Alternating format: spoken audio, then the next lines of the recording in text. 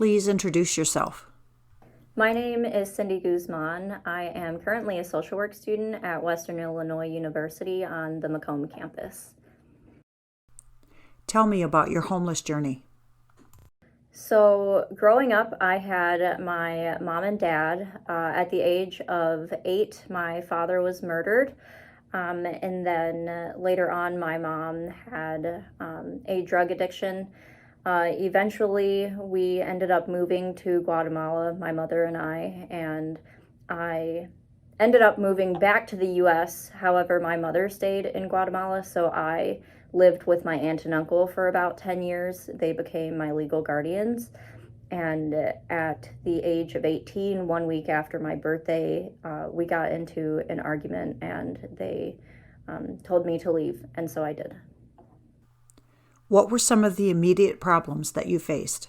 So the first thing that happened was I had called my friend to pick me up.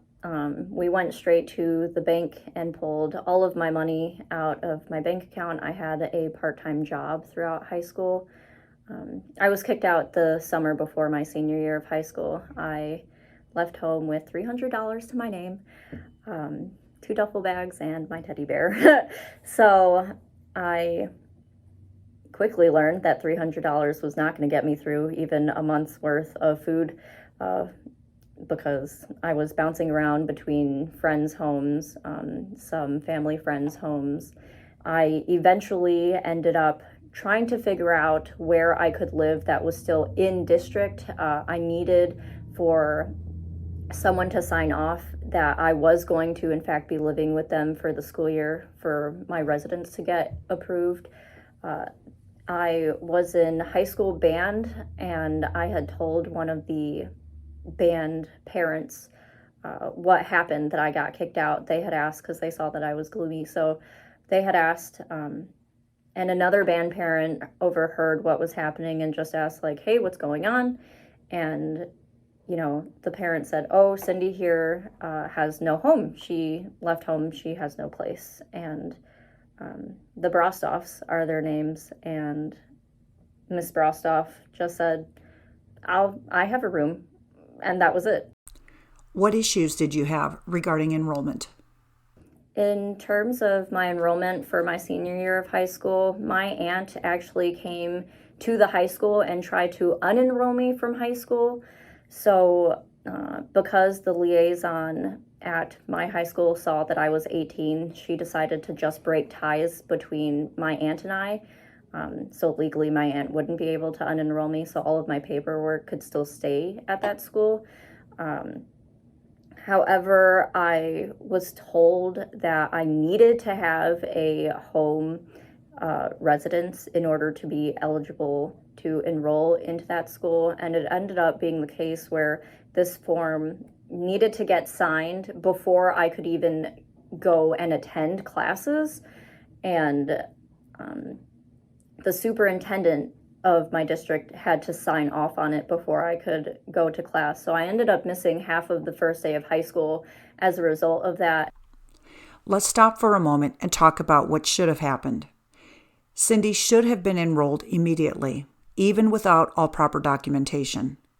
This was her school of origin, so even if she had moved outside the school district boundaries, she should have been able to attend. She should not have had to produce a residency document to enroll and begin classes. She did not have to become legally emancipated, although in her case it did make things easier. Even if she'd been younger than 18, she should have been able to enroll as an unaccompanied youth. These barriers that were placed in front of Cindy made attending school more difficult and certainly increased her stress levels. You've been doing an internship working with unaccompanied youth in West Central Illinois. Now that you know the McKinney-Vento law better, do you have any particular frustrations? I learned that there shouldn't be any barriers in enrolling the student if they don't have, immunization forms, things like that. That shouldn't be a problem for getting them enrolled and allowing for them to sit in class. And that obviously happened to me. Like, I wasn't able to sit in class on that first day of school for half the day because I needed this form, and that form was a barrier, and it simply shouldn't have been a barrier for me. Tell me about some other people that have been very helpful to you. The social worker at my school, I didn't even know we had social workers at my school, so I ended up talking to him. His name was Andres Acosta, and he was a wonderful man who helped me just realize the things that I have. For example, there was one time I was sitting in there talking to him, adamant that I had done all of these things for myself, and he just kind of bluntly told me, like, you didn't do any of that by yourself, and to some people that might be a downer for them, but it just helped me realize that's true. I didn't do any of those things by myself. I always had a teacher there to help me if I needed help. There were social workers there if I needed to figure out resources. I had counselors if I needed to talk about what I was experiencing. And the whole time I was so absorbed in my own situation and thinking that I was here alone. And the fact of the matter was that I wasn't. I had all of the support, especially in school. School is always my safe haven. And so there was always someone that I could go to no matter the need.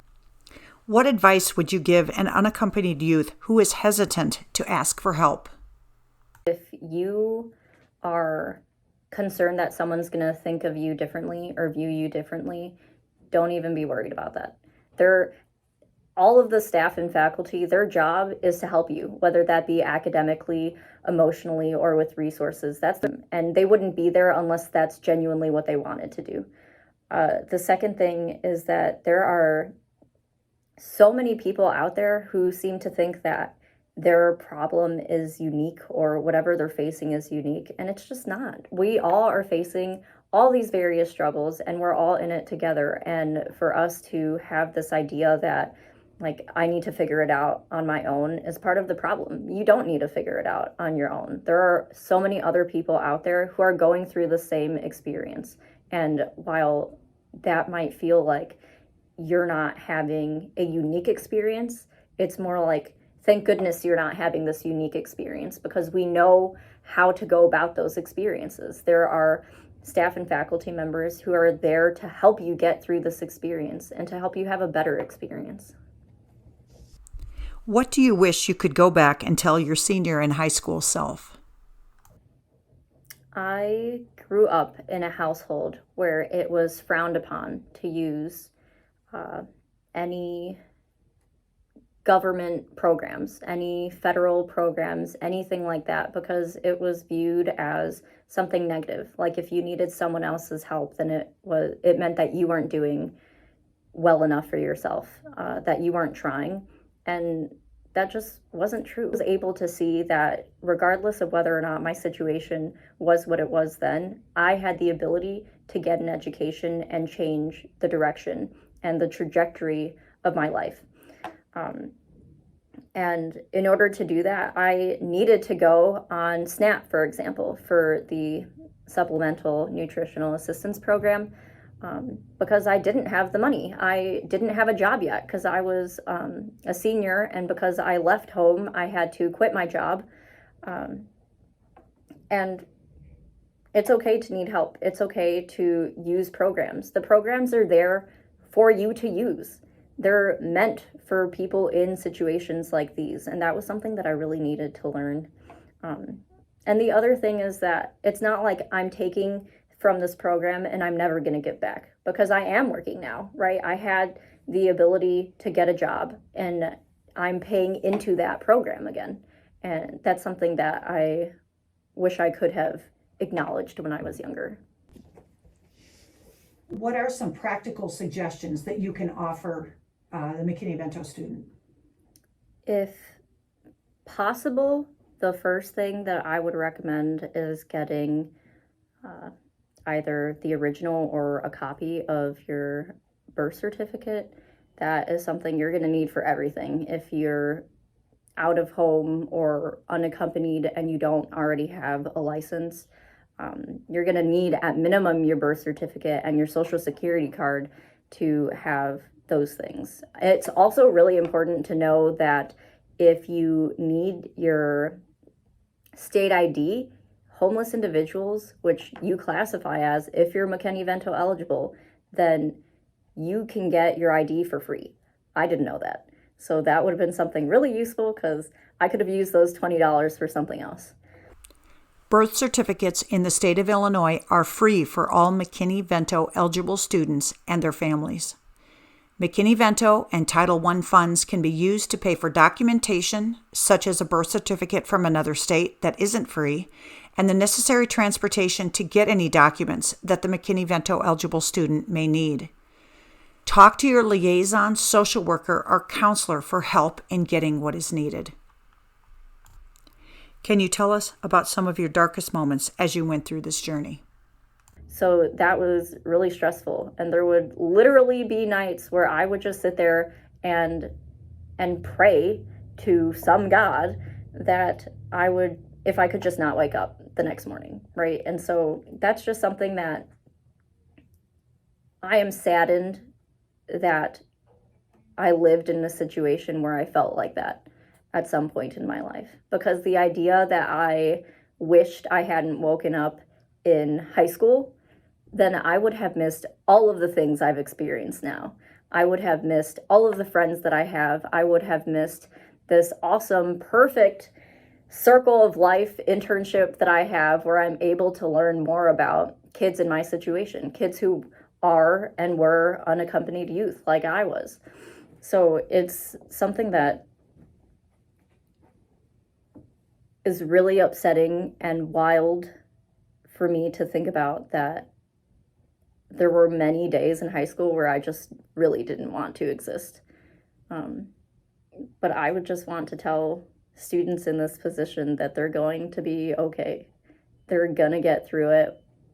And even if they have to look to the next minute, not even to the next day, then look at that very next minute. Just get through the next minute, because those minutes add up. And then before you know it, you could be graduating from high school or graduating from college.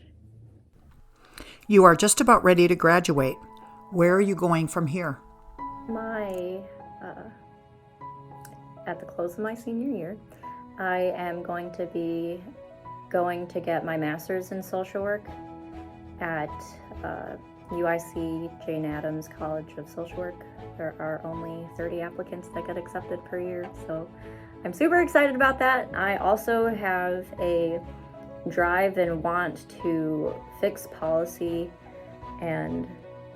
or be a lawyer for victims of domestic violence. So I intend to go to law school after I get my master's.